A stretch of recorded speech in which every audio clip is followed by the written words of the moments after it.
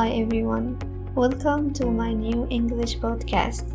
In this podcast, I share my journey of learning and improving my English through creating this show. I'm not here to teach you, but to learn alongside you. So if there are any mistakes, please correct me, and if you learn anything from me, it will be an honor. In that first series of this podcast, I'm going to share stories and experiences that presented by other people.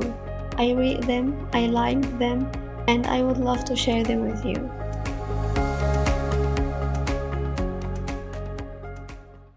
So today's topic is going to be about one of the most touching stories I have ever come across. The story I'm referring to is known as Kafka and the Doll.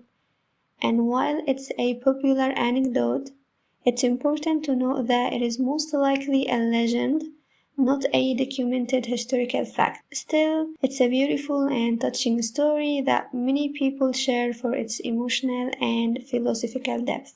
I want to say something special. Personally, I don't know why deep feelings and impactful experiences always attract me.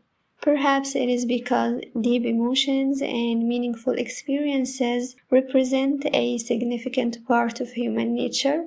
They make you feel more connected to yourself and others. Such experiences add color and meaning to life and help you understand the world around you in richer ways. I might have a sensitive soul, always seeking the deeper dimension of things, which draws me to these emotions. Now listen with me to this wonderful and touching tale. Franz Kafka, who never married and had no children, walked through the park in Berlin when he met a girl who was crying because she had lost her favorite doll. She and Kafka searched for the doll unsuccessfully. Kafka told her to meet him there the next day and they would come back to look for her. The next day, when they had not yet found the doll, Kafka gave the girl a letter written by the doll saying, "Please, don't cry. I took a trip to see the world. I write to you about my adventures." Thus began a story which continued until the end of Kafka's life.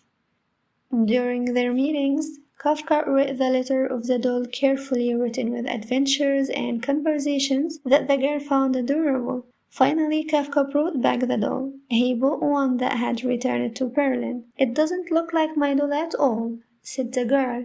Kafka handed her another letter in which the doll saying, "My troubles have changed me." The little girl hugged the new doll and brought her happy home. A year later, Kafka died. Many years later, the now adult girl found a letter inside the doll. In that tiny letters signed by Kafka was written, "Everything you love will probably be lost, but in the end, love will return in another way." What a profound and touching story. I want to say something. This story touched me in a special way, because at some point we have all felt something like this. The feeling that something precious to us, something that was part of our days and our hearts, suddenly disappeared.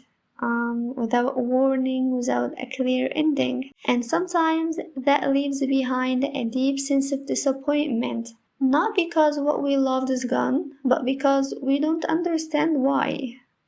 We start asking ourselves, how can something that felt so real just end as if it never existed? But with time, we begin to learn. We begin to understand that not everything is meant to last forever, but that doesn't take away the fact that it was real while it lasted.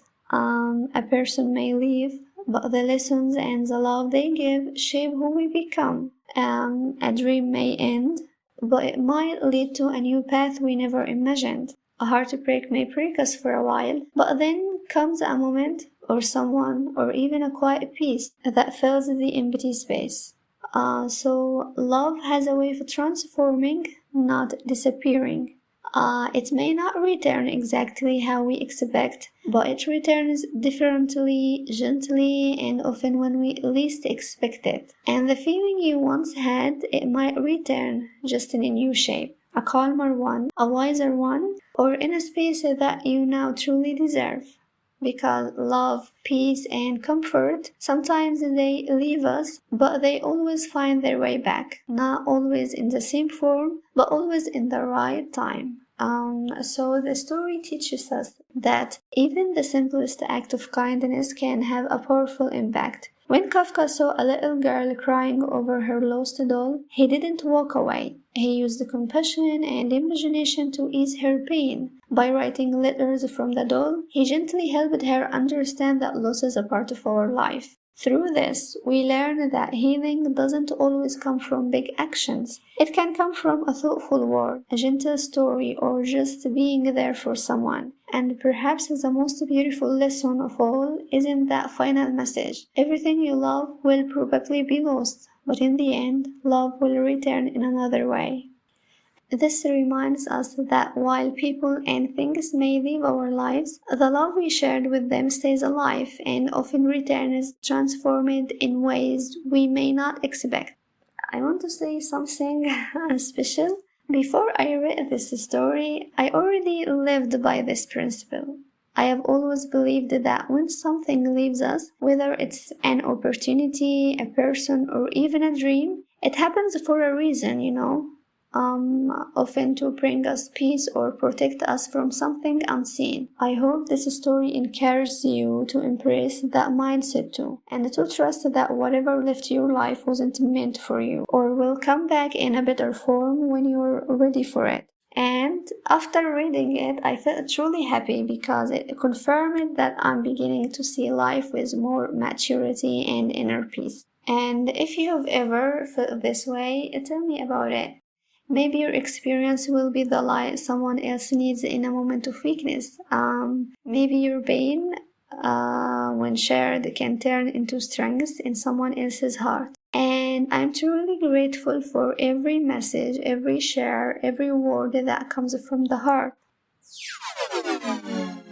And finally, this was Eman with you, an Egyptian girl who is interested in the English language and podcasting. So if you share the same interest, please join me on the journey until next time.